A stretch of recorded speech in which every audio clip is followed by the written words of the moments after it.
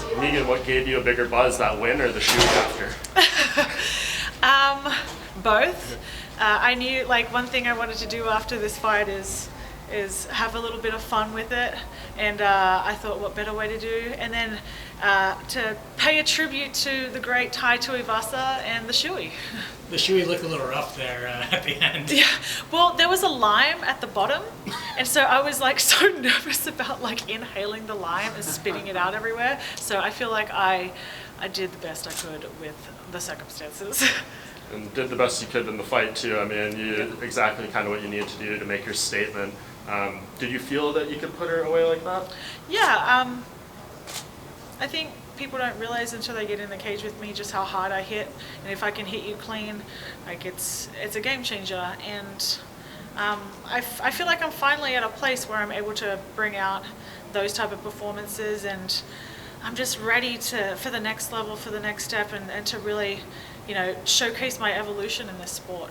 And we just saw what Felicia did. Amanda just tweeted, "I like both winners tonight. Now it's up to Dana White. I'm ready for either. Tell us why it should be you." That's also, well, I'm the only one that's on a win streak. So I feel like I put my name in the list, particularly with such a great knockout. But, the UFC is going to do what the UFC want to do. If they give it to Felicia, I think she's an incredible competitor, and, I would be surprised if they give it to her, and if that's the case, I would love to fight again.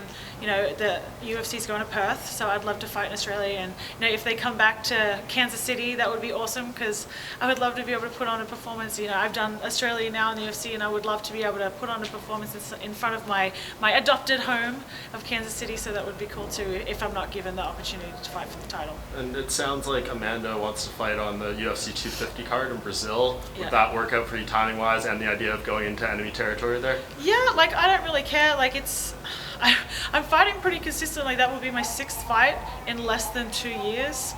So for a division that supposedly isn't very active, I'm being pretty active. So really just whatever the UFC want to do, like, no matter what, win, lose or draw, I say yes to every single name, every single date that they give me, and they know that. So whatever they want to do, I'll sign on the line. And you made it a point when we were talking to you before the fight, and we were asking you these questions about the title shot. You said, none of that matters to me. I'm just focused on performing and everything. How beneficial was that mindset into your performance tonight?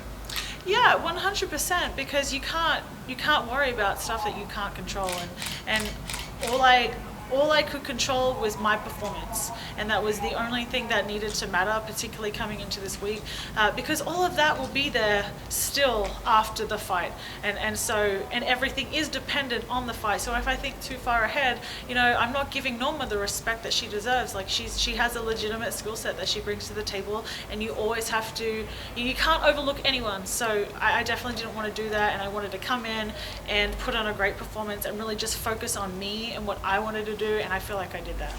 If it's not the title fight, I mean, does any other fight really make sense? You've fought Zara, you fought Norma, you fought Felicia. It seems like we're out of options almost. Yeah, I would I would love to fight GDR. I would love to fight her if she wanted to come back up to 145. I think that would be a great striking battle, because I think she's a phenomenal competitor. That's fun. I like that idea. Yeah. Do you feel like you've already done enough to already get a title shot, whether you get it next or you just get it a couple months down the line after that? Yeah.